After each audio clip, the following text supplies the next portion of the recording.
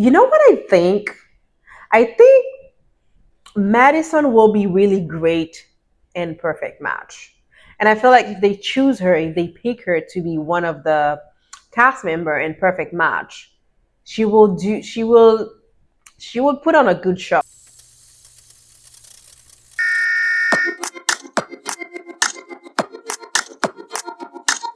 Hi everyone, welcome back to my channel. Today it's another day and I'm here another time to report Love is Blind. For those who don't know me, my name is Aslan, and to keep it easy, just call me Easy.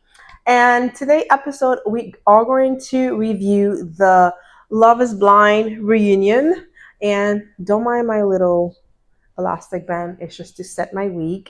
If you know, you know. So we are going to discuss Love is Blind, the last episode. I think it's episode 14. I'm so glad we're here. And if you're new here, if you're just passing by, please subscribe to your channel so you can stay updated with all of the video that the trailer of the reunion was very teasing. I was expecting more, and like I said in my last review with Netflix, you never know. With Love Is Blind, especially, you never know because the trailer be like banger, but when you actually watch, it's like it was a little misleading. But anyway, so they start the episode with announcing all of the contestants, and they started with, don't remember the order of events because I watched it on Sunday. Today is Tuesday. I'm filming this video right now. So they announce everyone take a seat. Usually in the other episode, you will see like half of the people that will be there, and then later on they would call out the other people. But it was very nice to see everybody because, come to mind that, oh, this is what we're gonna get. Oh, this is who's here. Okay. So they started with that. We see all of the couples and all of the love triangle, and our one married couple, which is Taylor and Daniel. They look lovely, they look beautiful, they look absolutely amazing. And I've been rooting for them since the beginning, and it's only glad to see that, hey, they did not only made it, they got married, but they're still together, which is very nice. And I would expect that from them especially. And so Daniel and Taylor, if we want to get into them first, so they got married on this last season of Love Is Blind. They were the only couple that got married, and they are still together. And Daniel was explaining how last year, the end of last year, especially around the holidays, things were a little bit rough for his family because his mom, his was sick, and family things. When those things happen, they can definitely weigh on your marriage, weigh on your relationship. But I think this brought them like more closer together because Taylor was explaining how her brother works at the same hospital where Daniel's mom was hospitalized, and he was able to stay with Daniel's mom throughout the thing, which was a beautiful. And I remember how I said before that I feel like their family bond is so extraordinary, and that them together, they will definitely have a really beautiful extended family. And by them telling us that, it usually prove what I was saying, that their family, it's gonna be, it's family is going to blend beautifully, but also they each will have that extended family that they can always count on. And this was a testimony of exactly what is being displayed in their family dynamic, which was absolutely amazing. So we didn't really have a lot of doubt regarding Taylor and Daniel. They were like a done deal for us since after they came back from their honeymoon stage. So we knew this two was gonna get married. If they did not, it would be a surprise. So that's when I'm gonna go to Joey and Monica, which was a little bit of surprise for me, but not really. The reason I'm saying was not really because at episode when they went to the conservatory, I remember in my review of this episode, I specifically said that I was a little bit worried for them because what Monica was saying in her confessional was was somehow alarming, very concerning regarding the relationship. Especially, she was saying that she was not getting affection, that Jury was not really they were not really there physically, and there was a lot of things that was missing from Jory. And Monica, as a woman, she didn't want to be the one to ask for things. She did not want to be the one that would um express her feeling when her partner, which was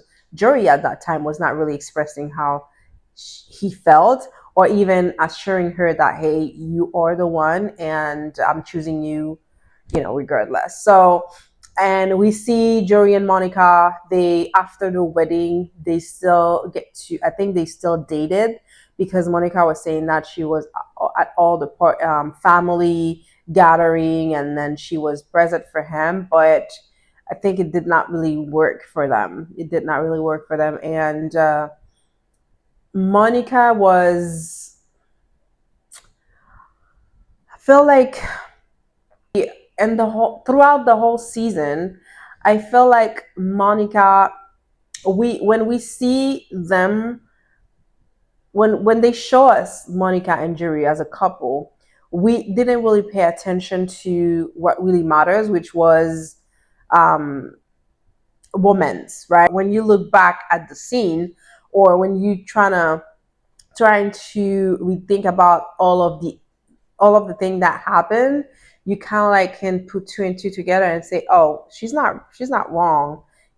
I didn't really see any display of women's, and when we see them, we never really see like a kiss. We never really see like any sign of affection. It was really like two friends just kicking it. And that's when she said that we all realized that, oh, shoot, this thing is not going to happen. And I'm so glad she said no at the altar, because at the end, it works for her, because as she stated in the reunion, that Joey is a good man, is a good brother, he's a good son, but is not really like a good partner. And they show you that Monica's sister saw through the whole Joey thing. She was not buying it, because someone can be like very like warm and have this high energy, but at some point of time, they they can come across as not really, don't really care about their partner or whatnot. So I think Not Padre has a lot of work to do, especially if he's looking for someone, or if he wants some kind of success in his future relationship. So there's that. And also, we learned that Joyce kind of like slid into Madison DM at after the get together. Like, you know how like everyone met everyone, and then he saw Madison and he's like, oh, like she's a smoke show. I guess I'm gonna trying to come off on her, but Joey was saying that, oh, he just like to be like friendly, he just like to check on people. No one buys it. I didn't buy it. I feel like everyone that was at the reunion and the cast member was like, we don't trust you, we don't believe you. So, and that's only fair, because why would you do that? Why? It was like a little sus to me. Another thing that I noticed is the fact that, why is Madison and everybody business? Like, not really business, but why is she come up in every conversation? Like, I feel like her name was like everywhere. Okay. Anyway, so I feel like this season, Joey really have like a really nice edit. And we saw him as this, charming guy, very, high energy, like very like we can say like passionate, and I don't know what he was passionate about. Maybe his skateboard.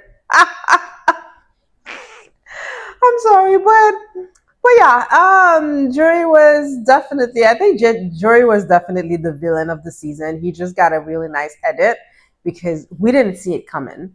So when Monica's sister was saying that he's an actor, that he's putting on an act, now I can see it because no one saw it coming. No one saw Joey coming. But at the same time, I don't know if it was like intentional or if it was something that was just not there for them. You know what I mean? So that is something that I don't know because I don't have all the context and I'm not going to sit here and pretend that I know everything. I don't know these people, so I don't know. Maybe it was intentional. Maybe it was not. Maybe he is the real villain. Maybe it's not. Maybe it was just a guy that didn't connect with Monica, and that's it. I guess. Let's give him some grace. Let me know in the comment what you think. Do you think Joey is actually the real villain? That he was very intentional throughout the whole season? Because I felt like they got along very well. You know what I mean? Anyway, crisis averted, but Monica was so hurt that she told Joey that they can be like two human living on, like it was like deep. I'm like, girl, like not even acquaintances, like but she was like, yeah. And Joey like still putting on the act, but Monica, I still think you're amazing. I still think blah blah blah, and I love you. I'm like, if you don't, okay, okay. And next we have Dave and Lauren. To be honest, I thought Lauren's sister was going, no, Dave's sister was going to be at the reunion because we deserve to see her. We deserve to talk to her. We deserve to ask her question because she was not part of Love is Blind, but his brother make it seems like she was, right? Because at every turn, every opportunity this man find, he will definitely bring his sister. My sister, but my sister doesn't want me. But my sister, like, so I really thought that we deserve to know the sister. We deserve to ask the sister some question. But the sister was nowhere to be found. Not sure if he was in the crowd, but we didn't see her. But no sister. I was reading a comment and someone said they don't think Joey really have a sister. It was just something that he made up. That would be wild. You know what I mean? That would be very wild for Joey to literally make up some type of sister just to, huh, interesting. But Joey was not Joey. Dave was very uncomfortable. You can see that he was already red by the time he got to his seat, so he know that people were coming for him. He know the question that we were that was going to be asked of them, and yeah, he was very calm and collected, but at the same time, you can see that he was very uncomfortable, and because I think he's been having like a lot of backlash on the internet, and you know how the internet can be. The internet can be a very mean space, so I know, I get it.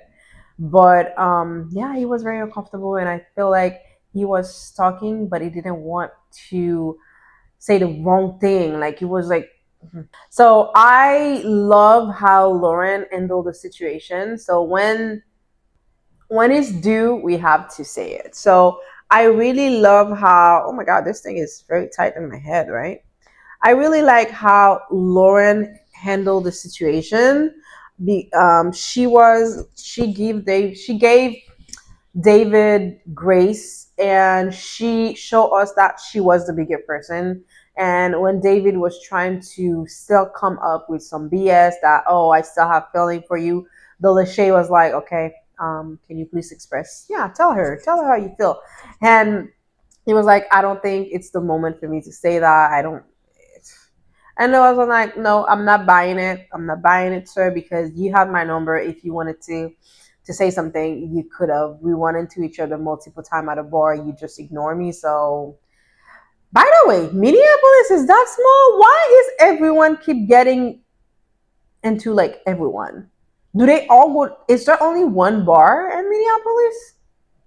Because it's weird. Madison went into Mason. Mason went into no. Madison went into Mason. Madison went into what this guy named Joey. Molly and Madison were together. Lauren bumped into David. David, like, is there only one bar in Minneapolis? I mean, if you're from Minneapolis, let me know what is this bar that everyone goes to, because come on. Anyway, I guess it's a very small city and everyone just mingle. And anyway, so I feel like Lauren handled the situation beautifully. I love that, and I love the fact that she told us that, hey, David is not a bad person. He's still a good person, but he's not like a narcissist. I don't remember exactly what she said, but she was just trying to have people kind of like back off of him a little because he's still human.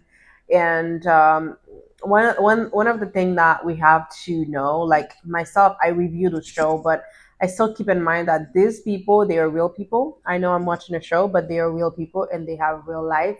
And some stuff can really have like real impact in their life. So um I'm hoping that I can stay very connected and not forget that this is just a show, right? And these people, they do have real life. So this was just a PSA. And then when they asked David about his sister, he told us a BS answer, and I felt like they should have asked her, "Where is your sister? Why is your sister not here?" Because your sister have some question to answer. I felt like someone should have said that. And we briefly hear from Molly. They just asked Molly about David and his whole situation. And again, Molly reiterate what she said before. And they say, "Do you regret saying that? Fuck his friend." She was like, "Oh, no, I don't regret saying it because it's so easy for you to just, support the person that you're with." And so again, F his friend. We're gonna keep it PG here. Yeah, let's move on. Let's move on. So Ben and Sarah. Ben and Sarah, you remember how Sarah said no at the altar and Ben said yes, but then Ben was like, I would still love to continue this relationship if you let me. And I guess Sarah let him. But you remember how Sarah was saying that the reason she said no at the altar. Oh my god, this thing is very tight. Ooh, okay. Let's release the thing a little. Yeah. So you remember how Sarah was saying that the only reason he didn't marry Ben was because their value did not align. Okay, but if your values don't align, why are you still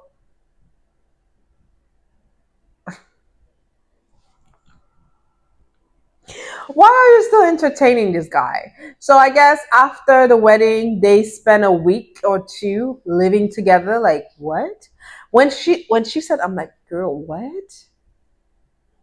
I thought it was about your values. So what are those values? You remember how in one of my video I say that Sarah is the type of people that will put everything behind her just to follow someone. And I feel like when I said that, I didn't know.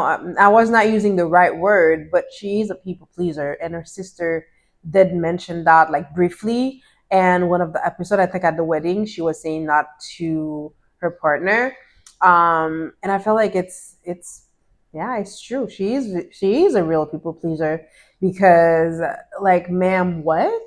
You live with that man for like 2 weeks? Oh, mm-mm-mm-mm. It's insane. It's insane. It's insane. And she got mad. She got pretty mad at Ben because Ben kind of like ghosted her.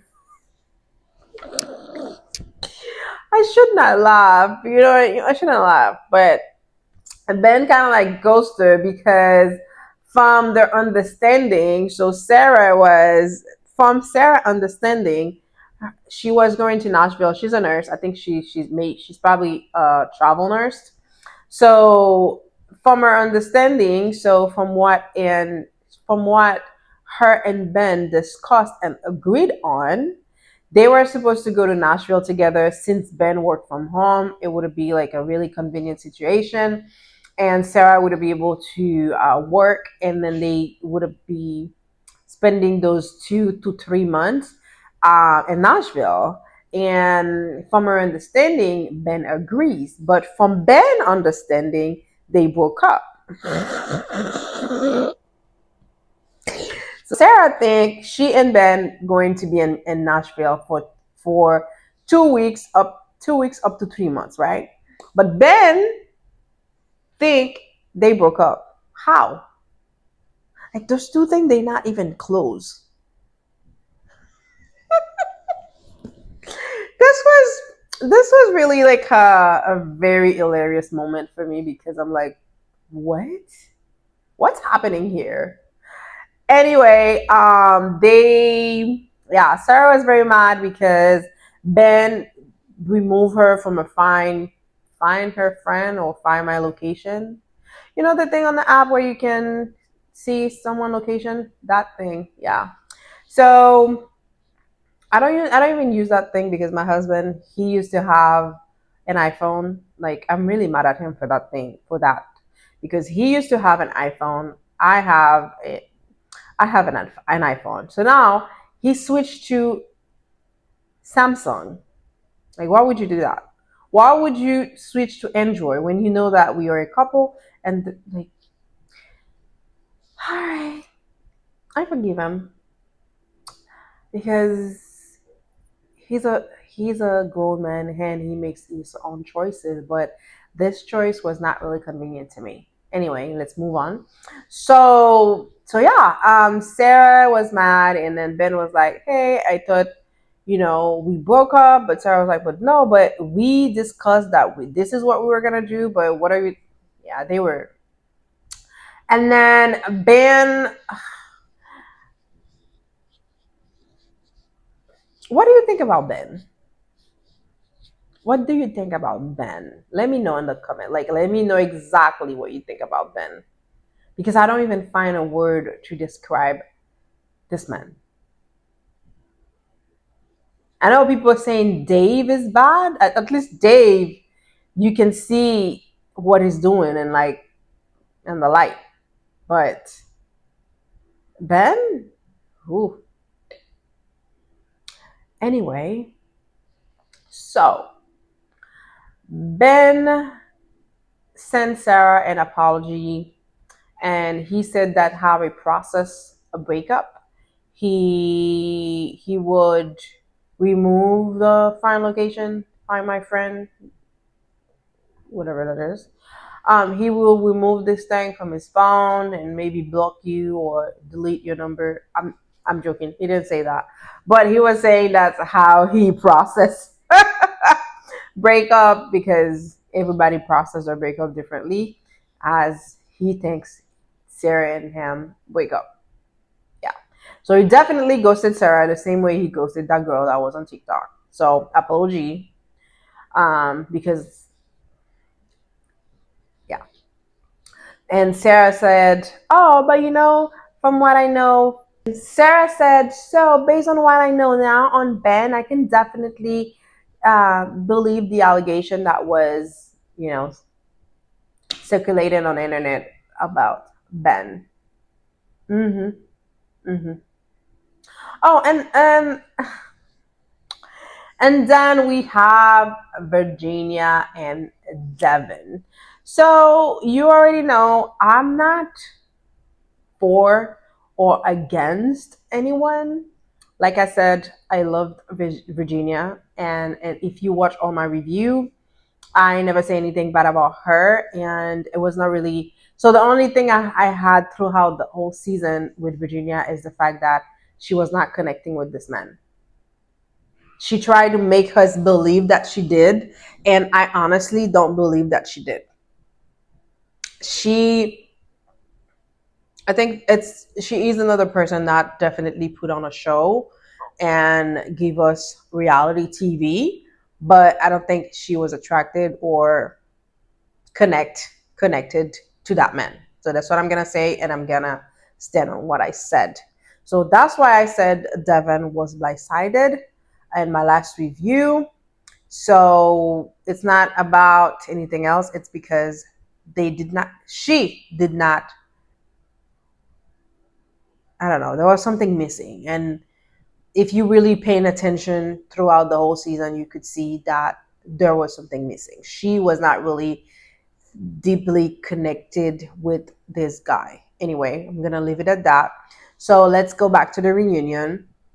In the reunion, I feel like her story was not really strong, to be honest, because when someone is trying to make you the villain, when someone is trying to make you feel like you're the bad guy, and they are trying to find every little details about you to make it feel like, but when you say that, when you're like, that's, I feel like, it's my opinion, I feel like that's what she was doing, right?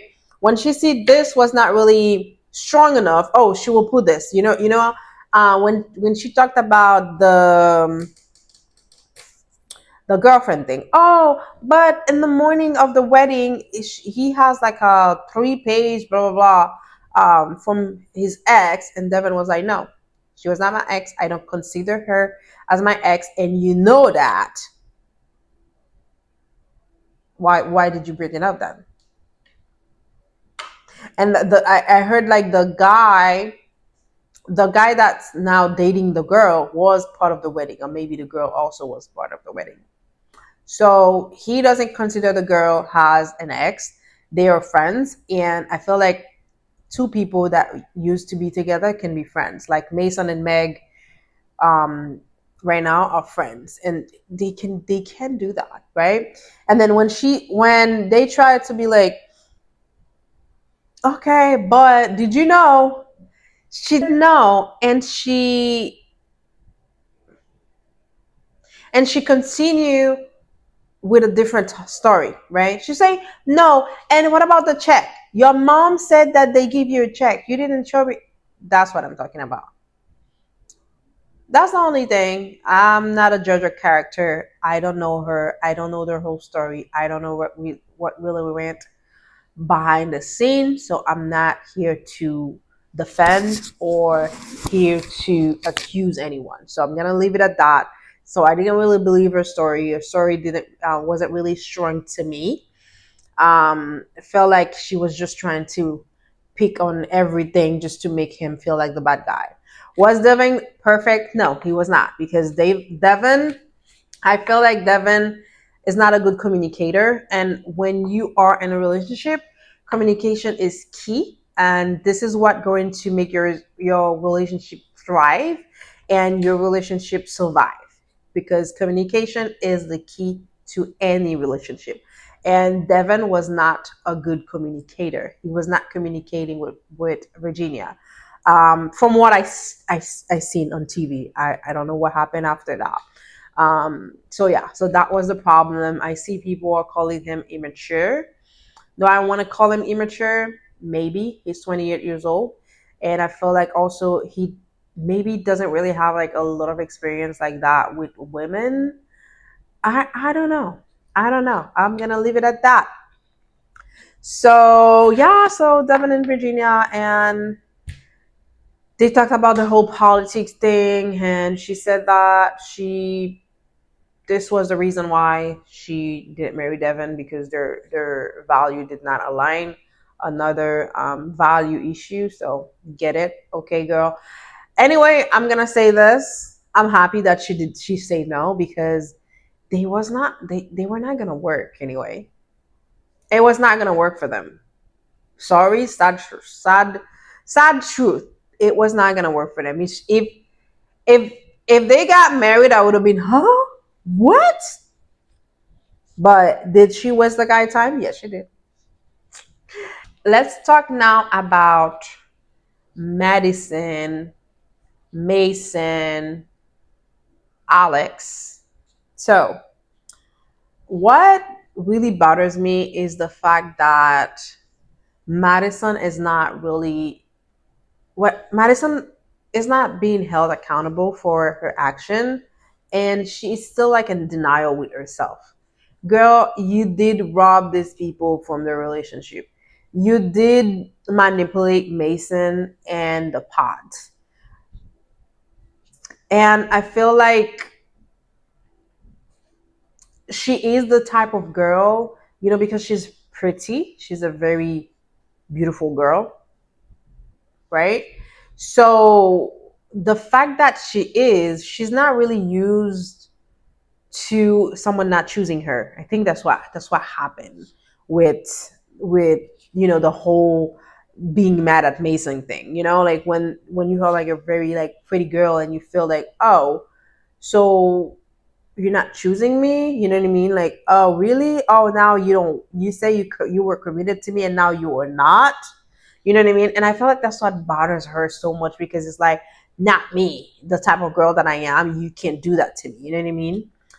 Um, yeah, that was the whole thing, and they went back and forth. And my favorite part between in this altercation between her and Mason is when Mason say, "Oh, I appreciate the fact that you think that I'm smart enough to manipulate you. Love it." Felt like this was kind of like a mic drop for me, like when you say something and you like, there's nothing else I'm gonna say because that's it, right?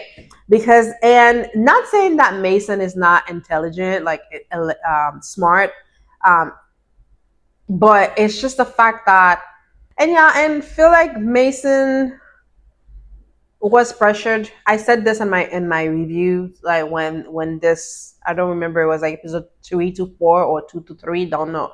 I don't really remember, but I did say that because Mason, the only reason why Mason was committed to Madison because Madison literally pressured her. And again, when she said that, Madison was like, "Oh, I didn't force you." Mason said, "No, force and pressure is two things. I didn't say you forced me. I say you pressure me because that's what it felt in the moment." Beautiful. I love that for Mason. Mason seems like a really nice guy, and I always knew that he was.